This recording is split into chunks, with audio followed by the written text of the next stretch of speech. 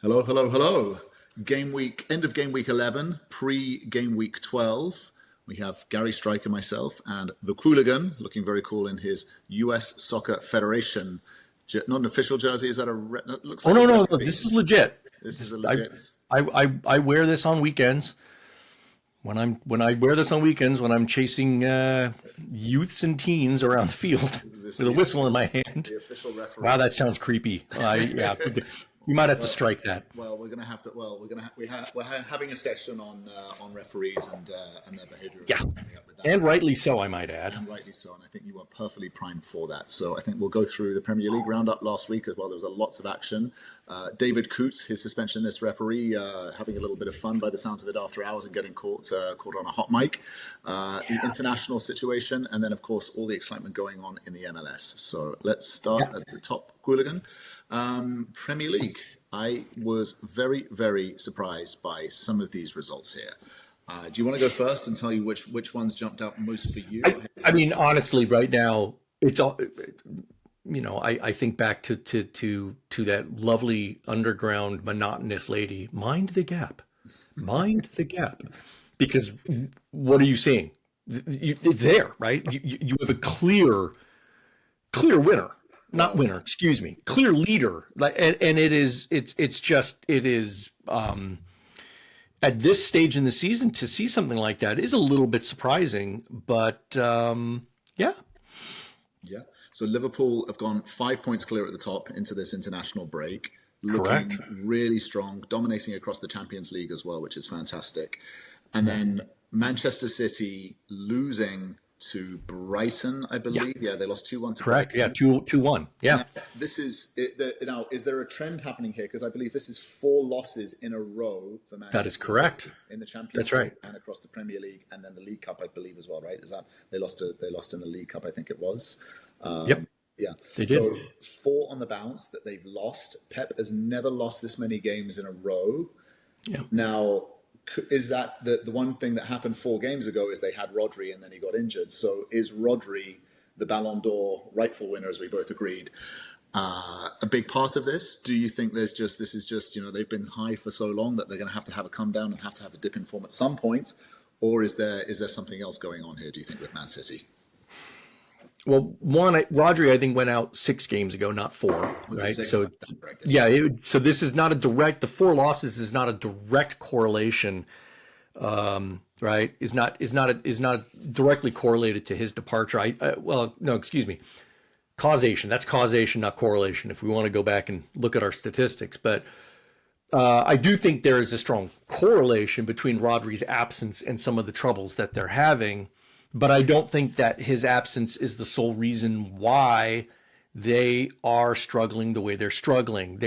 I think sometimes there's just an element of luck in the game. And that luck is that your player doesn't get injured in the international break, or you don't trip and you don't stub your toe getting out of bed in the morning, or there are variables that are outside of a coach's control. These, I think, are all coming to play. Does Man City need to be nervous? Yes. Do we need to see a knee-jerk reaction? No. They're a good enough squad that they can overcome this. What happened with Brighton, I think, was just a bit anomalous, and we'll see them come back. They'll bounce. They'll bounce back. I think the first game after the international break will be a telling one, a really, really telling one.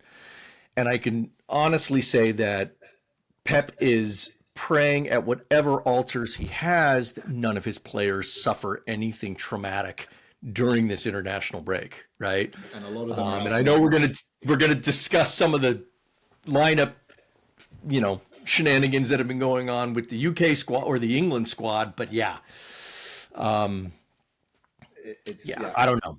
I don't think it's time to hit the panic stations. I agree. They definitely have enough quality in the squad to sort of work their way through it, but it just definitely does seem to have definitely a dip in form, which Liverpool are just not suffering from at the moment. They just keep going and grinding out the results, which is really interesting to see. So when you talk about mind the gaps, Yeah, you've got 5 points between first and second place.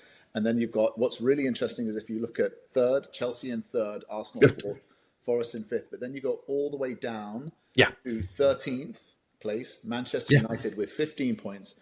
There's only 4 points between Man U and third place. That's 4 right. points. Mm-hmm. That is a block there that is condensed. It's Yeah. tight, and if you're a Man United fan, all of a sudden with a new manager coming in, and then they got a result at the weekend, things they could get turned around. You go on and get a bit of a run, and you go and get 4 or 5 wins on the trot as well. All of a sudden, you're back up there, and suddenly suddenly you've got a new manager, and things are looking good, and Ineos are looking proud, right? Yeah, So, I think it really speaks in some cases to the extraordinary parity that is in the league this year. At least in that middle range, right? We won't even talk about the swamp dwellers who are going to have their own battle royale, so to speak. To see, I mean, I liken it to when you've tipped over the boat and you're climbing up over your fellow passengers and standing on their shoulders. You're going to drown them in order for you to get your nose and mouth above water so that you can breathe the air. That's what's happening down in the bottom five. It's horrible. It's interesting, isn't it? How there seems to be these sort of like 3 brackets now, as you say, in that sense, where you've got basically the top 2 who have broken away. Then you've got this bank of third to 13th. So you've got 10 teams, and then from 14th down to 20th as well. There's sort of like 4 to 12 points. So some of them will claw out of it. But I agree. Yeah, the bottom 5 will be a mud fight. They'll be looking for a knife in a mud fight here because it will. Without a doubt. Yeah. As someone who watches this stuff, you can't ask for anything more exciting, right? And time will tell exactly just how bad it gets. We'll have to check back in, after the Boxing Day, New Year's time frame, just to see when we're at that halfway point in the season about exactly what happens. But yeah, I mean, at this point right now, with Liverpool being in the form that they're in, and just grinding out win after win, and looking so easy and making it look easy. It's just cruising. Yeah, absolutely cruising. And it does look like they've probably got another gear or 2 left in them as well. And as you say, once you get to the business end of the season, through the holiday period, once you get into New Year, when the games start coming thick and fast, the weather gets cold, that's where sort of you really get found out whether you've got what it takes. But they are looking really good right now. And I do like the fact that Liverpool's reserves and their youth academy prospects are already blooded. They've already been in big games, so they don't. When you put on a Connor Bradley, or you put on some of these younger kids, they just slot right in and see what I did there. They just go right in, and it's no loss of fidelity whatsoever in their game plan, and that's amazing. And Man City, for all of its talent, sometimes when you get some of these younger kids on, there's like there's a little disruption. Yeah, there's definitely disruption. There's probably a bit of sort of intimidation, right? If you're on the field with, De Bruyne and, Haaland as well, these are your heroes, and you look up to them like, do you just... Yeah. I think this is... listening to one interview about Cole Palmer and why he stood out when he got promoted to the first team is normally Kevin De Bruyne will go up to the kids and just say, pass me the ball, and all the kids just say, yeah, sure, pass the ball to Kevin De Bruyne and let him do the business. And then you can tell apparently Cole Palmer would take it and said no, turned his back and sort of played his own game, right? And there is that element of, when you're amongst the sort of, get up to that level, you've got to swim quickly, otherwise you're going to get sent back down, aren't you, from the first team. Really, yeah, very, very true. Yeah. So by the way, if you believe social media, which I don't, but if you believe social media, that Man City's just playing a long con. That this is just part of their whole, we don't like to do too much early. We're just going to turn it on after the winter break. Yeah. And then we'll just cruise in to our trophy. I mean, they have their own parking spot in front of the trophy, right? We all know that. So, yeah. I don't know about that. Honestly, I don't think you can afford to sort of drop off here. I mean, otherwise it just suddenly the gap comes too big, and it's a marathon, right? If you fall back too far soon, you've got to make it up somewhere, and you just, you have the same gas in the tank and energy as most other player teams. So I do wonder about that. Speaking of falling back, Arsenal, they have been a number of pundits' favourite to win the Premier League this season, and they've just, again, lost 4 on the spin as well, similar to Man City. Yep. Not lost 4 on the spin, sorry. They have not won in for the last 4. They drew with Chelsea at the weekend. And again, they're sitting in 4th place, and it just doesn't look like it's going to be their season. It really doesn't. I wonder if they'll even make top 4, because they just can't seem to get it going.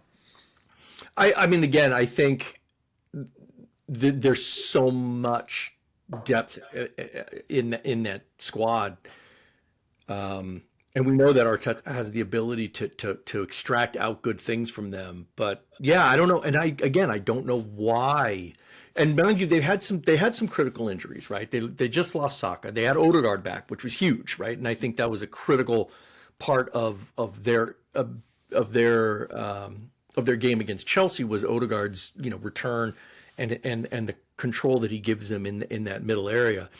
I still don't think Arsenal has that dead eye striker, right? They don't have that they don't. I mean, they don't have a Holland. They don't have Liverpool has multiple strikers. I mean, I think that's one of the great things. I mean, at any time you can have Diaz, you can have Nunez, you can have Salah. Any of those players can just suddenly turn on. Gakpo, when he comes in, can suddenly come on, hit the net. I don't know. Arsenal? No. I don't know. Martinelli, Gabriel Jesus, and then Saka are the front 3 that I would think. But they're not. Or Trossard. Believe it or not, I think probably has just as many, if not more, right? I mean, he hits them just as much as anybody else. So, but if you were hard pressed, you'd be like, oh, Arsenal striker. Oh, wait, you'd have to think about it. Yeah. You don't have to think about it for other clubs. Yeah, and that's where they're going. That's where they're coming up short. And I suspect in the January transfer window they'll probably go shopping, and we'll see what they do and who they. Oh yeah. They're going to be looking to get someone in there. Yeah, I mean, but which is interesting though. We do say like goals scored. I mean, they've scored 18 goals this season, right? If you look at the top 3, like Liverpool, Man City, Chelsea, have all scored 21. So they are scoring goals. They're spread across the team, but the difference is they're drawing too many games, right? They've drawn 4. That's the problem. So they're scoring, they're also winning. So it's going to be interesting to see. The champions are the ones that manage to squeeze wins out of draws. Mm-hmm. Right. Yeah. Then the ones that stay up that don't get relegated manage to squeeze the draws out of the losses. Yeah. And that's really where those are those 2 camps that come in. Mm-hmm. So yeah, we'll have to wait and see. Yeah, indeed. I think in terms of just looking around, I was surprised. I was surprised that Nottingham Forest are becoming one of my second favorite teams now, because I really sort of rooting for them. So exciting. And it's so fantastic to see them doing well and back up. So exciting. And unfortunately, they lost to Newcastle, which was a little unfortunate. But aside from that, I think there was a pretty sort of standard weekend. Nothing else that stood out. No. It was not a standard weekend for one reason. Crystal Palace. No. That was depressingly standard. I had to throw those in there. Ipswich winning, is that it? Ipswich. Thank you. First win? Ipswich. I mean, yeah. I mean, listen. The way that they have played, and the absolute heartbreaks that they have suffered en route to this big win. What was it? Their first Premier League win in 22 years. Exactly right. Yes. I mean, that's huge. And of course, it comes at the expense of, Tottenham. So everybody in the world except Tottenham fans loves that, right? But yeah, I mean, listen, good on them. And because, I mean, Ipswich, they were ferocious in that first half. They were all over the place. And then you could just tell in the second half, it was like, we can't bottle this. We just can't. Not this time. We can't allow it. So, and they got their first win. So what's interesting now in 17th place, just above the relegation zone, played 11, won 1, drawn 5, lost 5. So it just shows. And it's going to be a dogfight down there as well. No, I'm giving Ipswich kudos, even though by that win, they knocked Palace down into the relegation zone. And I predicted that. I said, Jesus, if Ipswich wins, the Eagles are screwed. Yep, well, there it is. And I think people are going to start looking. The next 2 games are absolutely.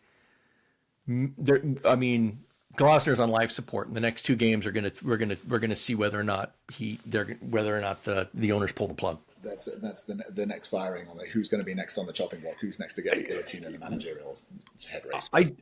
I think so. Yeah. I mean, Southampton's at least shown some life, so they're not. I don't think their managers in any in any danger. I really do think that Glasner's the next one who's got the red dot on his forehead. Yeah. We'll find out. We'll find out. So I think that covers off the Premier League sort of last weekend's games. Obviously, we have the international fixtures, so we're all going to have to. We get a little bit more free time back over the weekends, which is wonderful. Maybe except not yourself because you're going to be refereeing, but while we're all the recreational leagues just ended. The high school season in California starts now, so. Nope, I basically make the shift high school. There you go. So you referee obviously at that level, and you know more than me, and obviously more than a lot of other people. Obviously, is what it's like to be a referee, and obviously we've all heard the horror stories, seen the horror stories, and obviously you've been on the receiving end of a lot of these horror stories where parents, coaches, players, even in some cases as well.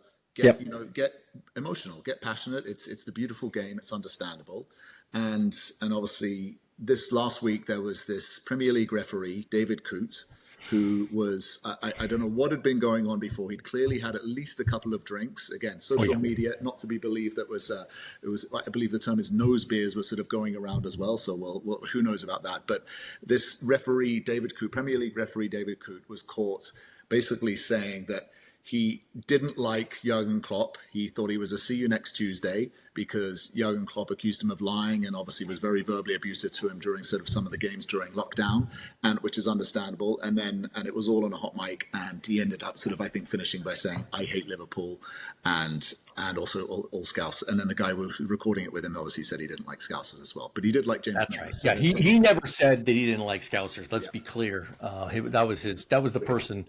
By the way, not a friend. Not a friend. A friend would not do that. So it's probably messing up the bar, gone back for some afters somewhere, and then thought it was a good idea. So something like that. And so unfortunately he's been suspended because obviously this brings into question his impartiality, which is fair. And no, it's complete. I'm gonna call BS on that. Okay. So we'll get into that. But no, we can get into it later. But his impartiality and the decisions that he's made, when you look at the body of evidence on all the games that he's done for Liverpool, and you look at the general trends of officiating inside PGMOL as well. That is the one thing that this is not indicative of. Mm-hmm. Yeah. So, and I agree. I don't think there is a bias, but you can't be saying those kind of things in public. And obviously, he's got. Oh no! There's 2 different things happening here. One is his conduct, and he should understand that as a public figure, he's got to be mindful, right? We all have to be mindful of whether it's on social media or whether it's on somebody's camera phone or whatever it is. You've got to be mindful of your surroundings and what it is that you're saying. Here's the other truth. Everybody says these things. Referees, coaches, players, parents, clergywomen. They all say this. Yeah, you do. Okay? They do. Yeah. We all have it. So let's just get over this morality holier than thou nonsense. Everybody's doing this. Yeah, he got caught. It was unfortunate. Should he have said it? No, but he did say it. And I think that the one thing, even the see you next Tuesday, nice acronym by the way, even that just use of that word, which is not appropriate, is not by itself necessarily grounds for suspension.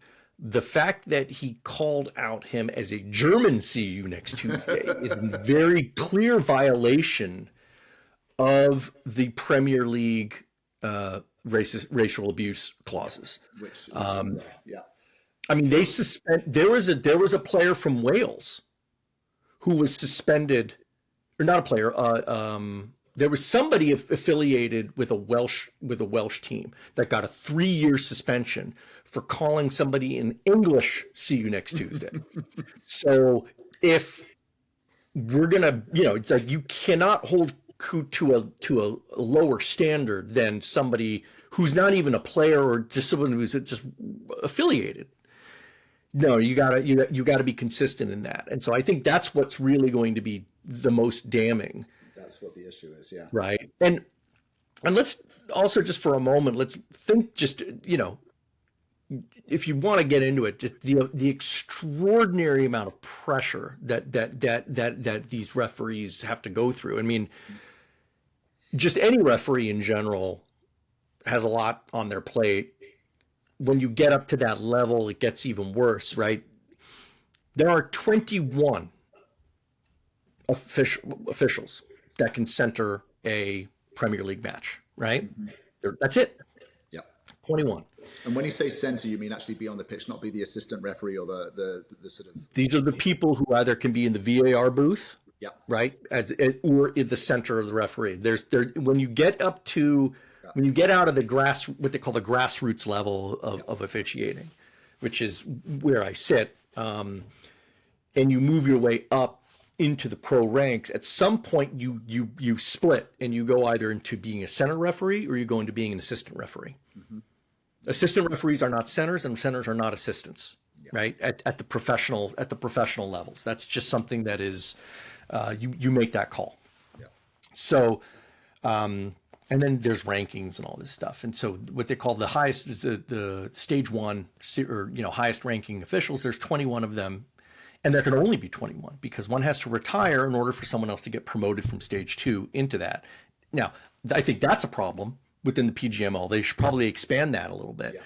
The idea that you can have 20 teams but only 21 officials doesn't make a lot of sense because if that official gets sick, I mean, there's a whole bunch of reasons why. And there's a whole bunch of reasons why you probably need a bigger referee pool in general. Now, stage 2 referees have done Premier League games and they're allowed to. It's just a question of bringing them up. But yeah, that's a grind, man. Yeah, and at least they're professional now. Was it 11 years ago? They weren't even professional. They were semi-professional. Yeah, they used to be like teachers and sort of. No, they were most of them. I think were constables. Worked for the constabulary, right? Policemen. They're police officers. So, but it's interesting because if you think about it just from the human aspect, right? As a referee, you're a human being. Obviously, you're a fan somewhere along the line. You support the team because you wouldn't have got into refereeing without a love for the game, obviously. And I know they do these things where they try and keep the sort of, you have to register who you're a fan of. So you're a Crystal Palace fan, so you wouldn't have any sort of you wouldn't be in control of any games that could either referee Crystal Palace or games that could impact the outcome of Crystal Palace, for example. They take that into account, I understand. Yeah. But there's the human aspect here, as you say, the pressure, right? You have games where you have literally billions of people watching and rewatching, and the outcome of the game is dependent on your decision. And often, as we know, we're all human. No one's perfect. And then on top of that, there's the crowd, and there's the crowd, and there's the pressure. There's the history of obviously sort of the dynamics with the players and sort of the teams as well, and the rivalry. And so I don't think it's not unrealistic to think that sometimes these referees do hold grudges or they do remember things, right? And then of course you do. Do those sort of grudges feed into decisions in future games or future decisions that need to be made? And I think, you being a referee, I think, what would your sort of position be on that? What would you say?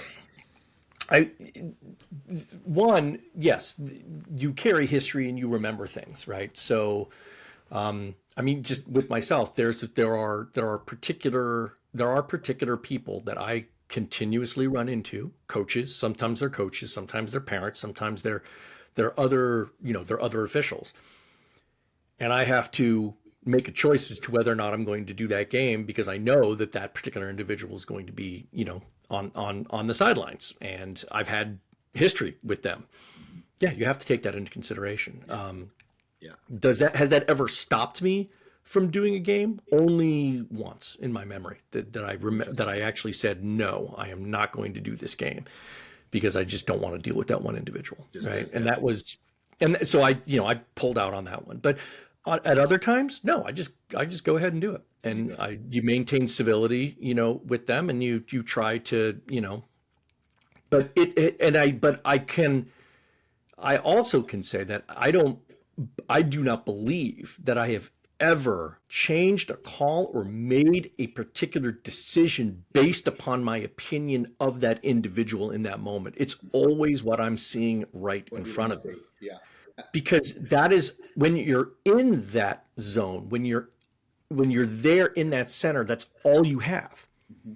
Yeah, you're thinking about other things. You're tracking how many fouls has that player done this, done that, and all this other stuff. But when you're there, you're in that zone. Mm-hmm. Right? And remember, I don't have a fancy headset. Yeah. I don't have VAR. I don't have any of that. Right. Yeah. I mean, it's like you can't communicate. You're looking at your referee. You're looking at your assistant referee, who's often, a 16-year-old kid who's just trying to do this for the $35 that they're going to make in that game. They just want $35. Yeah. They don't care. They're just out to. But yeah, I've never done that. And so, but surely the thing I always remember sort of like when I used to play is you'd get these players who would get really aggressive with the referee and criticize them and be openly sort of critical of them, which again, that's a style. And for me, my style was always just to sort of be a little bit more human and, hey, ref, you missed this, you want to think about this. And then, then I do wonder if all of those things during the process of the game add up to, let's say there is a call that needs to be made in, the final 10 minutes. And there is that, that game's history. Does that, I wonder if some of that does come into sort of, if it is, it's unconscious. At least in my perspective, from my history, that's unconscious, right? Exactly, of course. You're never, Now there have been cases where, if you've got a particular player who's up in your face all the time, you are going to be studying and scrutinizing that player a lot more. Yeah. That's just a consequence of awareness. That's it. Right, because but at the same time, there are the players who always try to game the system by telling you, hey, by the way, did you know that X is doing that and this is doing that? And you have to be careful about that too, because they may or may not be happening. Yeah, they play the other way. Interesting. Right, and so you gotta, you gotta be conscious of all of those things and all of those factors that come into play.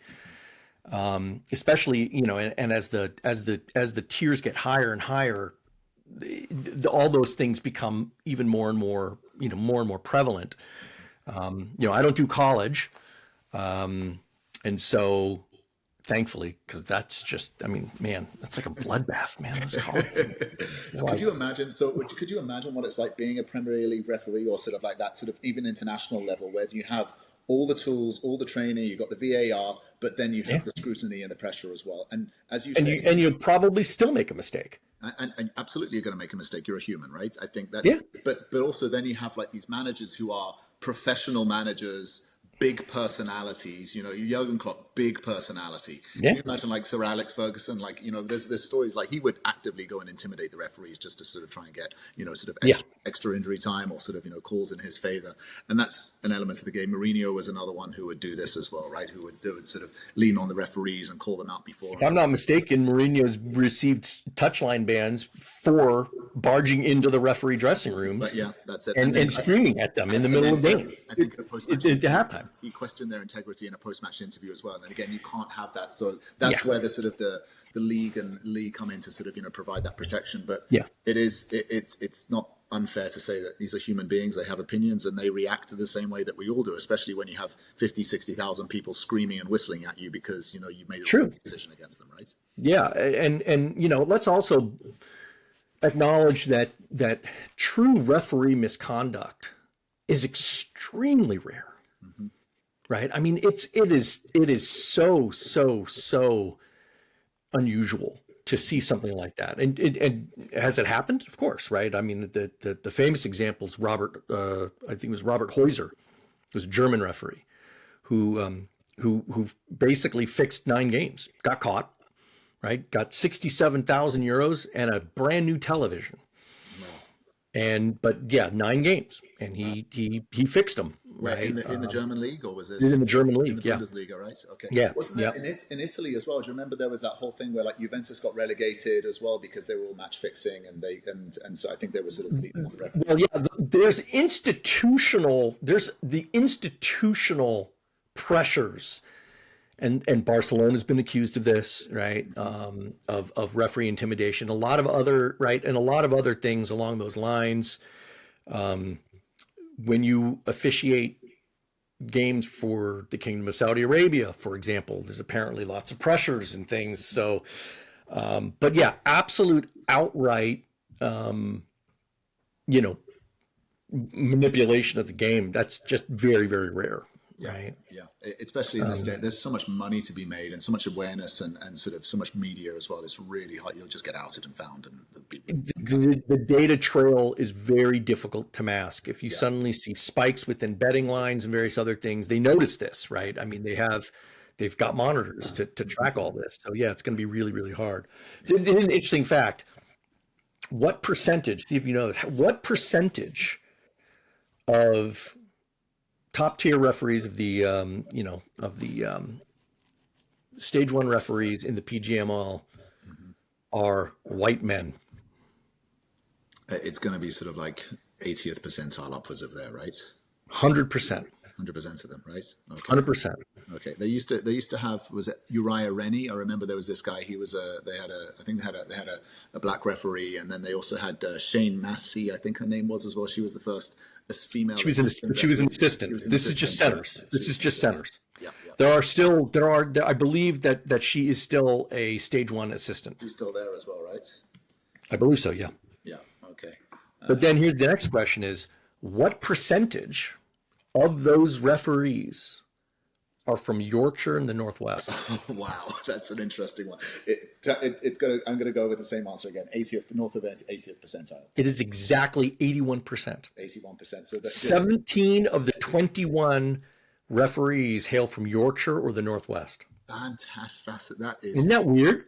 That's weird. That is, well, that is really interesting. Hey, no, that's very. I mean, I find that unusual that you've got that much regional representation when there are 4 Premier League teams that are from that same area. That's it. Yeah. So the other 20% can't obviously referee those, and this is where they have to sort of move the pieces. Well, I mean, no. Well, that other 20% have to officiate those, but with those 4 clubs being everywhere, there's no way that you're not going to have somebody from that region officiate. Now, again, I don't think that by itself, those facts don't indicate or don't, that's not a causation for bias, but you do have to take that into consideration. And that is, and officiating in general has a problem with representation just across the board. I mean, not just in England, but all over the world, right? I mean, wow, it's either old guys like me, young guys and gals trying to just make some pocket money before prom, or you've got the handful that go into that little pro path. So in your opinion, then, what are the characteristics that make a good referee, or why would sort of, as you say, a young college kid who's trying to make some extra money want to then sort of take it on as a career? Like, what characteristics do you need, and what would be the motivations, do you think, in that sense? I mean, the first characteristic is you gotta love the game. I mean, there's no two ways about it. You don't do this because you're indifferent about it. No good referee is indifferent. You have to have a passion for the game, and there's just some people who recognize that whether you love them or hate them, and there's definitely more people on the latter side. The laws of the game state that you got to have a referee. Without a referee, you don't have a game. Yeah. End of story. Right. Yeah. There's a couple of basic things in the laws, right, that are immutable. One, you need 8 players to play a full field game. If you drop below 8, game's over. And the second is that you have to have a referee, at least one. Okay. So love for the game. And then do you think there's an element of love for the game, but maybe you just didn't quite make the cut or you weren't good at it, but you still love it? So it's another way to get on the field, do you think perhaps, or is there a different characteristic? Some cases you have some people who you have some people who may have sustained an injury. They're still fit enough to be able to run, but they can't kick or play competitively. So sometimes they go back into that. I think the vast majority of referees are people whose children play, and it's a way for them to sort of stay involved, be involved. I mean, I do this when my son plays. I officiate a game before his game, take a gap, and then do a game or two afterwards. Yeah. Because in the same field area, right? I cover a broad geographic area, so I can do this, pretty easily. There's that. But no, I mean, I don't know what else. I am not a psychologist, and I don't want to go in and say what is the psychology of a referee, and why do they subject themselves, to this to this verbal and physical and psychological abuse for an endless period. And I think that's the biggest reason why, at least in our area, every year we make appeals, we get new referees coming through. And I'd say less than 15 to 20% of those go to the next year. Interesting. Yeah. Right. Most of the time, because they're standing there and people are yelling at them. I mean, come on. Abusing them as well for it's understandable. It's absolutely understandable. Okay. Well, we'll keep tracking that and see what happens to David Coote and whether he gets back. Oh, no, he's done. I can tell you right now, there's no way he's coming back after this. You think he's done, right? Yeah. Oh yeah, no, I think he's done. I don't, and even if he does, they're going to put him down in some like third, fourth division things, and even then, it's going to be merciless, and it's going to take years to rehabilitate. Do you think he maybe goes and sort of picks up a gig in Saudi or somewhere like that, and goes to one of these other leagues? I could actually see him going and doing, and possibly officiating in other places. Yes, he's going to have that would be his. I mean, if I was him. Yeah. I'd start by looking at the Australian League. Yeah, just get other side of the world. Just get away from it. Is that it? Yeah, absolutely. I would do Australian. I mean, hell, I'd even give the MLS a call. Yeah, I'm sure that's possible, right? And he would have learned. I mean, we'll see what happens. But that's it's unfortunate. Look, again, as you say, we're all human beings. We all think these things. We've all said these things, but yeah. He just his conduct is been. He got Coote. Yeah, he got Coote.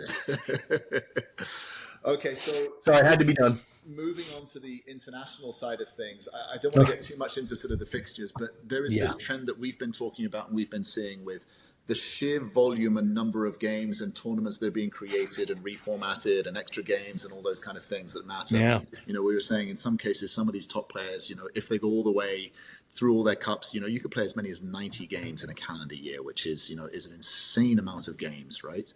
No, and way too many.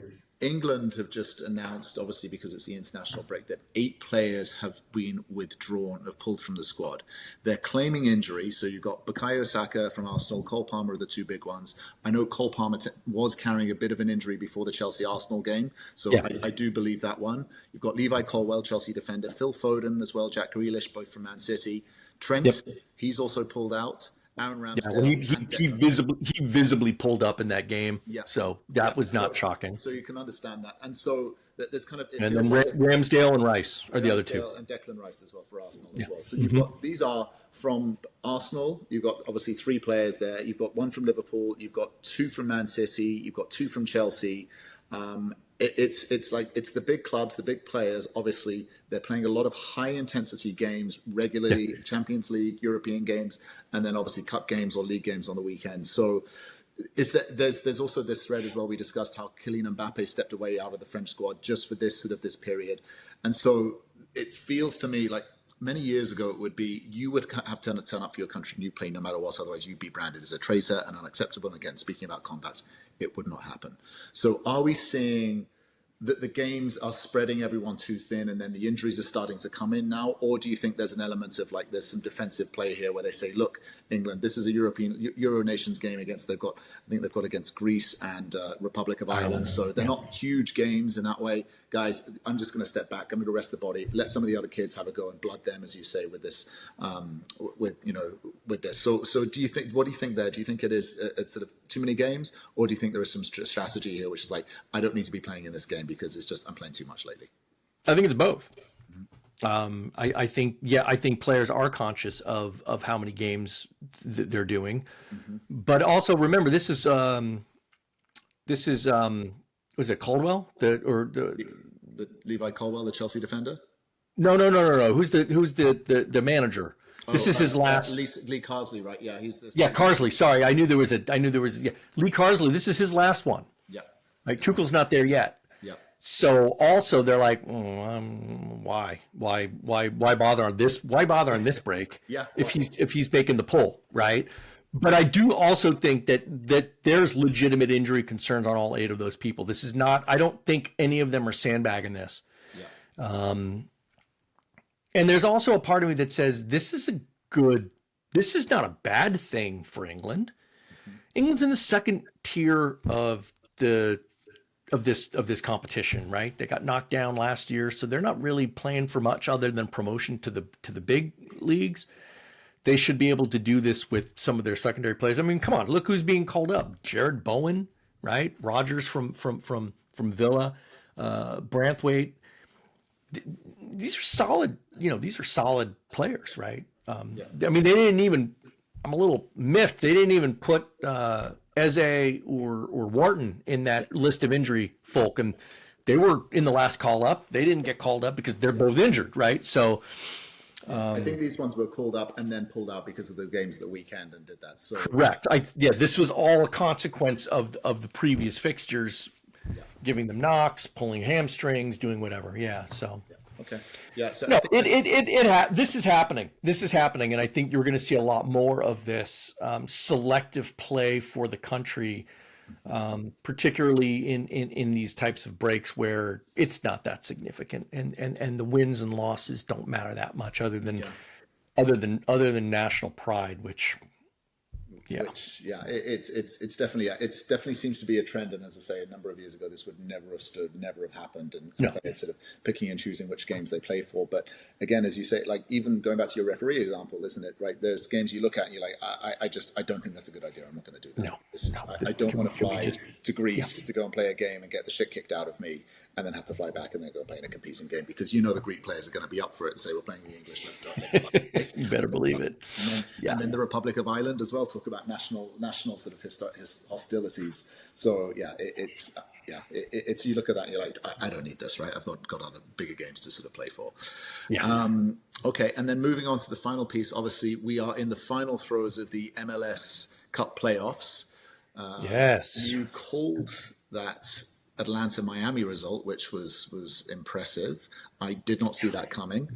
So Miami knocked out, and so they are obviously out for it. So you've got Atlanta against Atlanta, Orlando in one side of the semifinal, and then you've got the New York clash of New York City against Red Bull New York, and then on the West Coast, the other side of it, you have LAFC against Seattle, and then you have the LA Galaxy against Minnesota, right?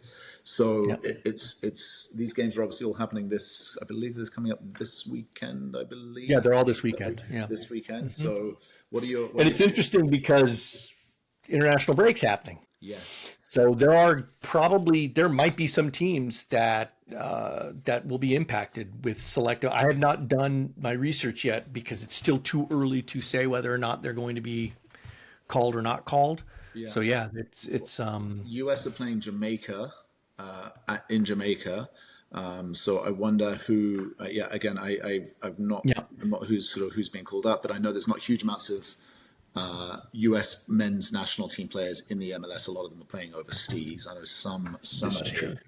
This is true. So in terms of sort of coming through, it's going to be interesting to see who comes through on this. And again, I believe, as I understand it, the same format is as well. Is it a best of three? Is that how the You know format what? They are not. They are not this weekend. They are not this weekend because of the international break. because of the international break? Yes, Exactly. That makes sense. that's what when I said that, I was like, wait, nope. Yeah. I was, And so yeah, that was the correct. format changes here. So instead of doing a best of three playoff, this is just a sort of straight It's a knockout single game. elimination. That's right. Single knockout sort of game, which Yeah.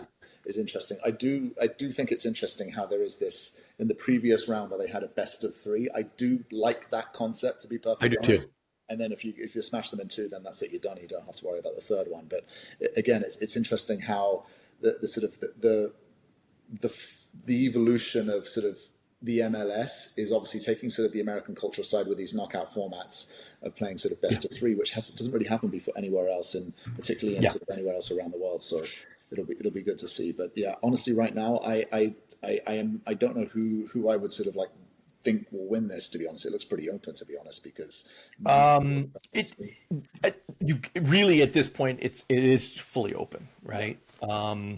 Normally, I would give LA Galaxy a very good chance of stomping all over Minnesota, only because I mean they just demolished Colorado. I mean that wasn't even pretty, and so they're just on a tear right now. But Minnesota's stubborn; they're tough, and if they can just batten down the hatches and get it into extra time, it's anybody's game. I like Minnesota's chances in the PKs better than LA Galaxy. yeah, I do think LAFC is gonna win over Seattle. I think they stumbled a bit against Vancouver, but I think they'll pull it through. You know, the East is really wacky. None of the top three seeds made it through. yeah, yeah. Right. The highest team remaining is Orlando. That's 4. The rest are 6, 7, and 9. Yeah. I mean, that's one. I think it speaks to the quality and the parity on the East. Right. They were the strongest division by far in the season. So it makes sense. So yeah, I don't know. It's I really don't care about the Battle of New York. Sorry, no offense to New York, but but I would love to see Atlanta just continue to go through. I mean, when have you ever had a team, with only 30? What, they had 36 points? They had 36 points in the season. They had 24 points less than Miami. Yeah. I mean, that's an 11 game swing. Yeah, that is a lot. Hey, that is. It was 34 points. I mean, it was just a massive gap in between those two. Yeah, I saw a post-match interview with Jordi Alba, the Miami left back who played for Barcelona, one of Messi's buddies, and he said, look, we won the league, right? So if anything, they should play against the winners of the West Coast, which is LFC. They should have like a playoff to decide who ranks. So I do wonder if there will be tweakings of this format further down the line. I get that, obviously Jordi Alba's obviously sort of probably just a little bit pissed off because he just lost a game and sort of could have gone a little bit more, and there's some bonuses. But it is interesting how you can finish in the top 7 on the West Coast Conference, and then obviously even get in on the wild card, and then still you could then have a playoff and a cup run in a way and just go through and suddenly win the MLS Cup, even if you have a mediocre season.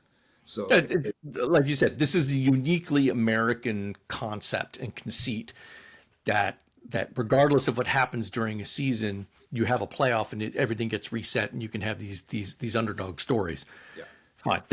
Listen, I don't want to get into the whether or not this is a good thing or a bad thing. It's just, it is the way it is. There's nothing you can do. I will say this. That is why when Miami won the Supporters Shield, Infantino got on a plane and immediately went and did a big press event so they could get them into the Club World Cup, because there was no guarantee that they were going to go through and actually win this thing. And you're going to, depending on whoever wins the cup, if they have not already qualified for the Club World Cup, because within this group, there are all LAFC and Seattle are already in. No, sorry, excuse me. Seattle's already in the Club World Cup. Yeah. Right, because by virtue of having won something at some point. Something at some point. But you're saying, and so basically what LAFC have been shafted here by Miami's star power of Messi and Messi, Beckham and co. Is that it? And obviously, and the FIFA execs knew this. of course. As soon as that happened, and then and like I said, it gives them the veneer of legitimacy in granting Inter Miami and Messi this invitation. You can't argue that because it's a fact. Miami set a record for points and they won that league. Good, fine. You want to make that the criteria? Go ahead. Everything FIFA does is arbitrary anyway and in their own best interest. So if that's the way it's going to be, great, go for it. Yeah. Right? At least, I mean, it would have been one thing if Miami had finished third and they had invited him. Everybody would have raised eyebrows and said, come on, really? Come on. They saw that open goal there and they just put the ball in the back of the net and they said, well, they won the league and that's it. So they're in and that's how it goes. No, I'm telling you, man, on decision day, which is that final day of the season, Infantino's jet was on the tarmac and heated up. And they're like, I'm getting ready to go, Yeah, I think drink some mojitos and do something fun down in Miami. Yeah, well, technically, and the irony here is Inter Miami Stadium is not in Miami; it's in Fort Lauderdale, right? Which is obviously a whole other county out of Miami-Dade County and a whole other district as well. But there's these instances as well. But no, I agree. Look, I agree with you. You're not crazy. This is not conspiracy theorists. This is, but again, also just objectively. Who would you rather see play against Real Madrid in the World Cup? Would you rather see LAFC with who do they have? Olivier Giroud, I believe, and who's sort of playing out there, or would you rather go and see Miami against? They have Giroud and that scowling French keeper. Hugo Lloris. Yeah, Lloris. Yeah. Well, 2 World Cup winners, right? 2 World Cup winners and Champions League winners. Well, anyway. No. From a fan's perspective, from a marketing perspective, and indeed from a competitive potential perspective, Inter Miami was the right choice. I mean, I'm not going to second guess it. I can be cynical about it, and I will be cynical about it, but I also recognize that it was good. Yeah. It was a good call. It's as I say, don't underestimate FIFA and particularly Gianni Infantino as well. He is the dark master. What did you call him in one of your articles that you wrote as well? It was the there is no limit to the expressions. He's Dr. Evil. He's the FIFA Dr. Evil. You called him the Dr. Evil of FIFA. Yeah. Well, just Mr. Infantino.